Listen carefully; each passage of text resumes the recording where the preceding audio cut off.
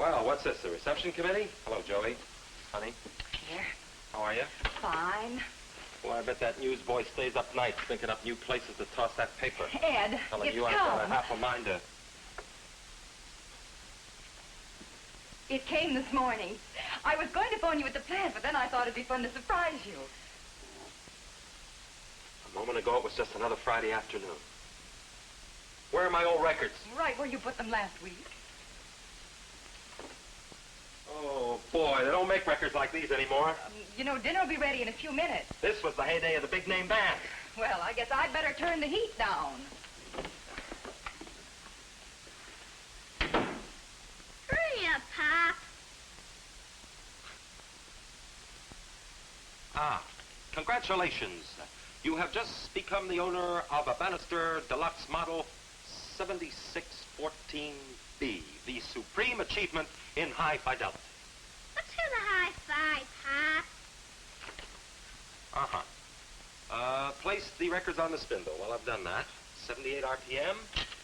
Turn on-off switch to on. Allow 5 seconds for warm-up. Volume control. Bass equalizer. There. Now, Joey boy, you're really going to hear something.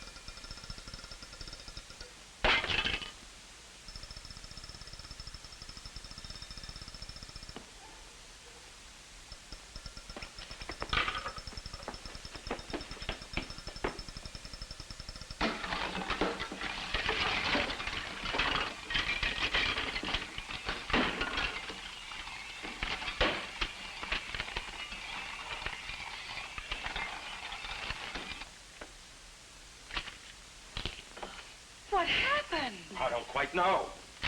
Bless Columbo, I'll never get another one of those. Glenn Miller. Oh, that's a shame, dear. What'd you do wrong this time, Pop?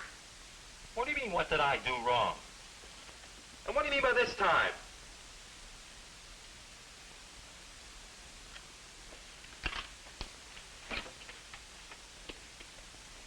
The man left his card.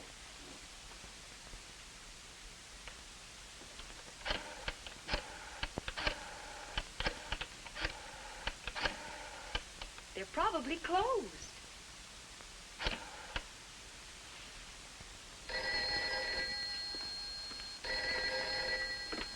McAllister Radio Shop. Get me the manager. Speaking. Bob McAllister at your service. Listen, you delivered me a Bannister Deluxe today. Oh, yes, Mr. Walker, over on Lawndale Street. Mighty fine outfit. Is that so? Well, your mighty good outfit just pulverized my best records. Uh-oh, Pete. Yeah? Another one of those Bannister jobs playing games with the customer's records. Well, I'm terribly sorry. It did, huh? Yeah. Well, I don't think it's anything serious, Mr. Walker. I'll send my serviceman out first thing in the morning. Uh-huh. I see. Well, we were about to close. Yes. Yes, sir. Right away. The guy's pretty unhappy. That makes 2 of us. 3. When is that factory going to get on the ball? When am I gonna get a Friday night home?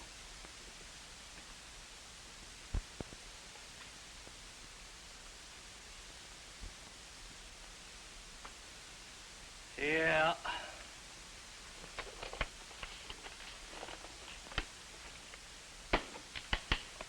The detent ring wasn't properly seated, that's all.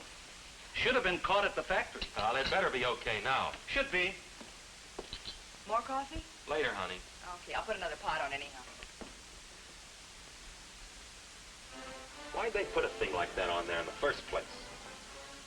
Well, to save wear and tear on your records. To save? Yes, you see, if you play records stacked on top of other records, they're apt to get scratched up. With a banister changer, you play them singly. Sounds better, too.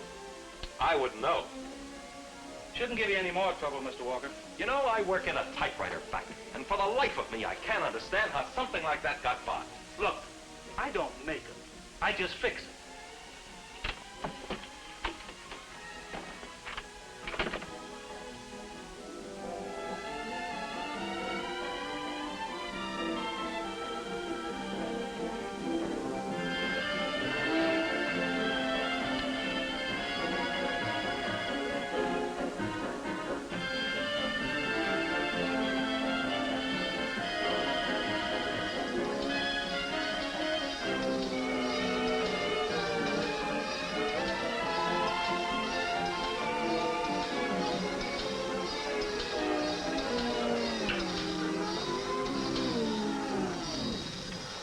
Gee, Dad, can you make it do that again?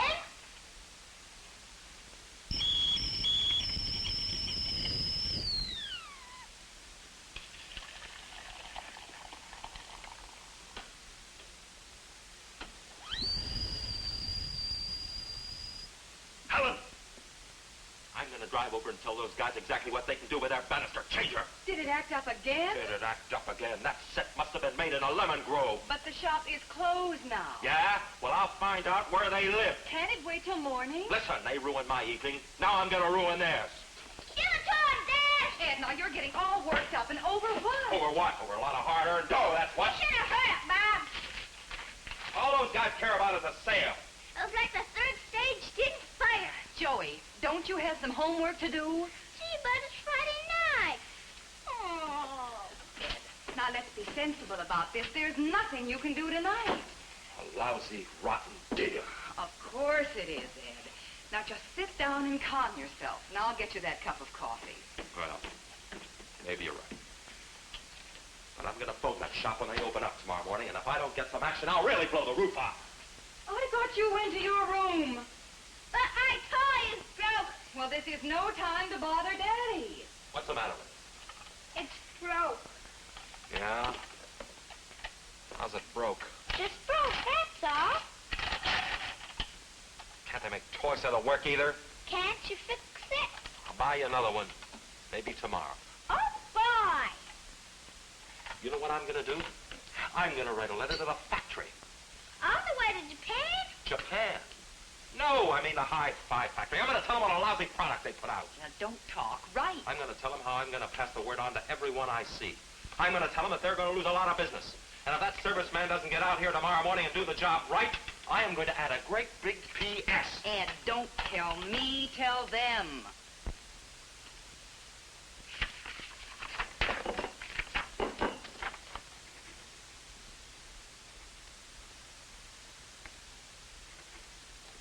And I finished off by telling them that I hope they lose so much business they'll either have to improve their product or they'll be in serious trouble. After all, the only real job security a guy's got is the orders on the book for the thing he makes.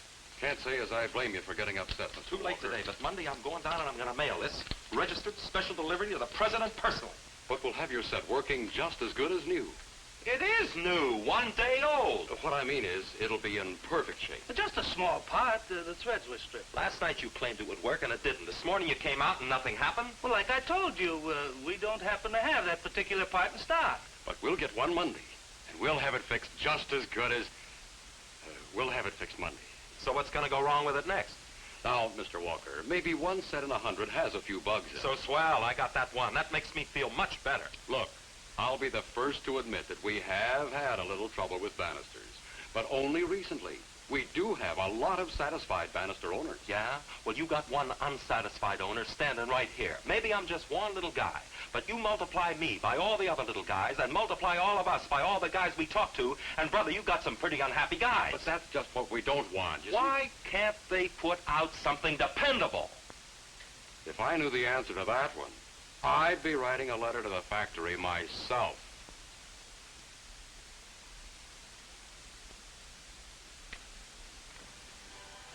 How's it going, Ed? Ah, don't ask me. One of those days, huh? Yeah, one of those weekends. Oh, we all have them. Clippers in the back? Yeah.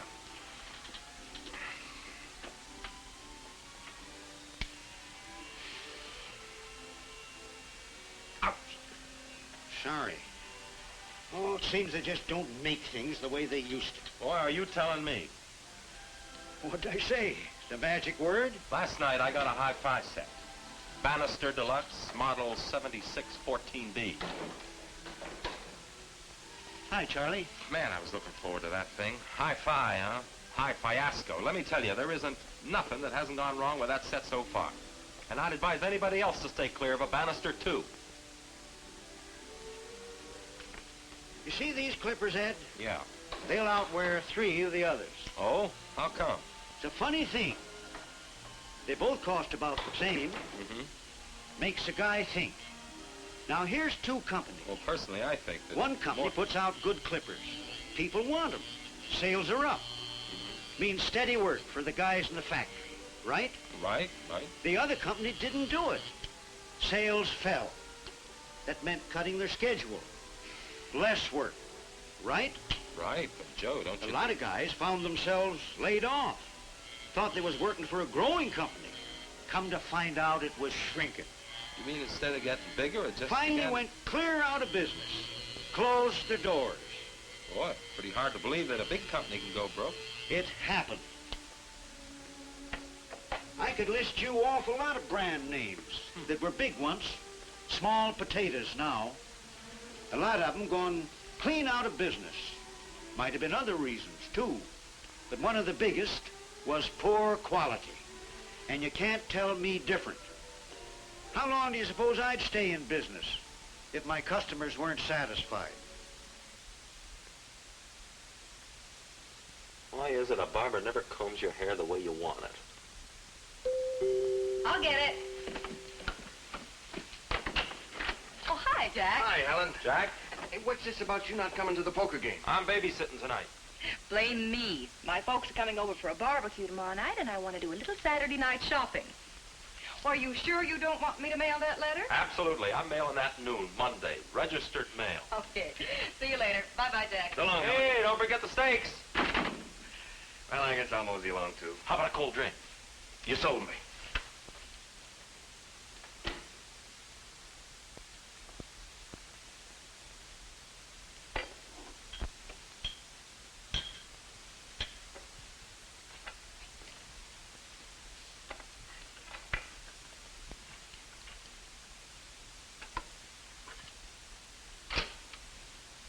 Whoops, hold it. Sorry, didn't know I needed permission. Oh, it's not that. Just shut it off, will you? I knew you were waiting for a new record player, but I didn't know you were buying a banister. I've seen the ads. Been thinking of getting one myself. Before you do, let me give you the phone number of a good head shrinker. What's the matter? It's a sharp-looking set. I suggest you sacrifice looks for something a little more dependable. What'd it do? Electrocute the dog? One guy puts in one lousy part, that's all. And the whole thing goes berserk. No kidding. 99 guys do the job right, and one guy fouls it all up. Not always just one guy. Lots of things figure in. Engineering, bad parts from the suppliers, all kinds of production pressures. Oh, lots of things figure in. No. Those things are just excuses more than anything else, Jack. Not always. Of course, it's easy to fix the blame somewhere else when your own work isn't quite up to snuff. But those can be very real problems, make no mistake. But every factory must have about the same problems. No, there's something else, Jack. Despite all those pressures, there has got to be some key thing. Now, don't look at me for the answer. Just what is that key? I don't know.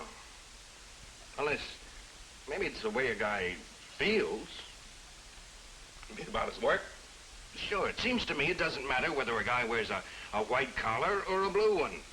The way a guy feels is... Shows up in his work, huh?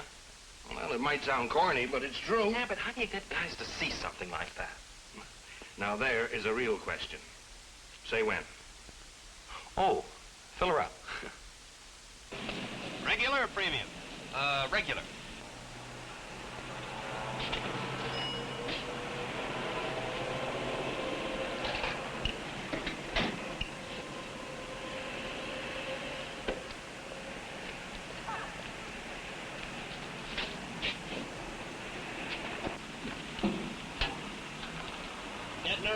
Sunday drive?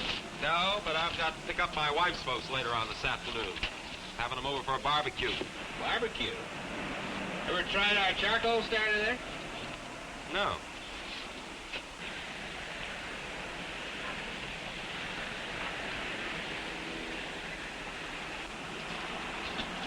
Right up to the full mark. That fan belt seems a little loose.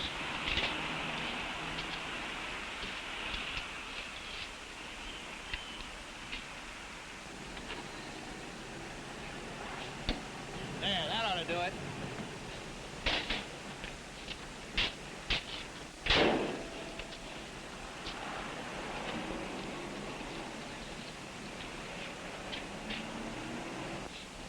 Dan, why do you always do a good job? How's that? Why do you always do a good job in my car? Why do you keep coming back? Oh, the thing is, I hate to have folks count on something and then, well, what I mean is I don't want it on my conscience they lost out. Maybe what I really mean is I expect something from my dough, so I get a kick out of doing things right. It'll be $3.97. Get a kick out of it, huh? Another 4 bits if you want the charcoal starter.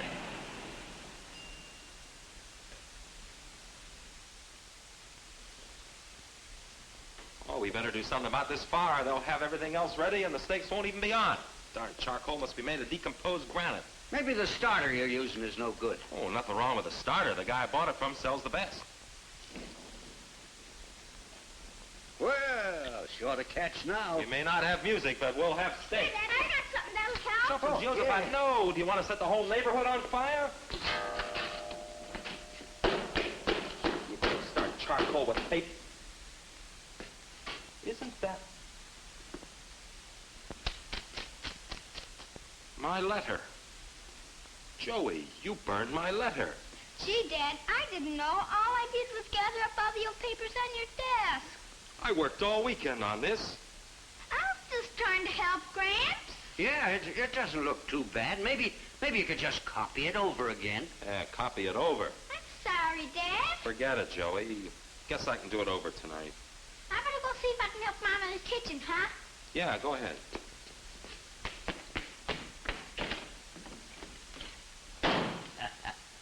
Oh, the little guy was just trying to help. An awful lot of thought went into this letter. Yeah, that hi-fi thing sure must have stoked you up. I tore up what I'd written and started all over a couple of times. I was just plain mad at first, but then I kind of settled down and just asked a lot of questions. Questions like, don't you care if people get a raw deal? Don't you want to give a guy his money's worth? Don't you care how many future customers you lose? Yeah. Don't you ever want to sell me another set? Something like that. Well, I guess that letter at one time or another has been written by a lot of people, including me. But you'd think guys would see something like that. When it comes right down to it, their jobs depend on the quality of the stuff they put out. Some can and do, but it's not an easy thing to see. I spent over 40 years in a shop before I finally decided to call it quit. Believe me, it's not easy to see how your job fits into the total picture. I wish I knew what the answer was. What's that you were telling me about the gas station man earlier today? He gets a kick out of doing a good job? Sure, I like to cook steaks. Does that make me a better cook? Sure it does. All right, but not everybody loves his work. Of course not. But everybody could take a little pride in doing a good job. Pride in doing a good job. Sure, for my dough, that's the key to craftsmanship. Doesn't matter whether you're mowing your lawn or designing a rocket to the moon. Seems to me what you were really saying in your letter, though perhaps you didn't put it in quite these words, was, no matter what job a man has, everybody along the line depends on him. And he ought to have pride enough to do it right. Pride in doing the job right, huh? That's about what an old-time craftsman would tell you. It's more than just the key to craftsmanship. It's a key to a guy's job security, to his whole future. It's that big.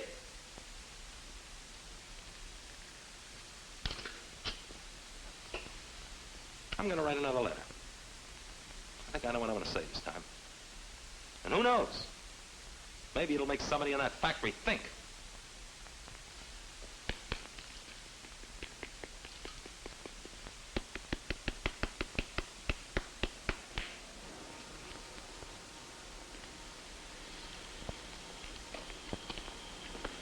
Aren't you going to eat, Ed? No, I've got to go to the post office first. Want to mail this letter, registered, special delivery. Letter? Oh, that's a coincidence. I got a letter here you ought to see. Huh? Buck down to me. Customer wrote the big brass. He wasn't happy with one of our typewriters. Had some pretty hot things to say about the alignment of our type bars. Alignment? Say, that's your job, isn't it, Ed?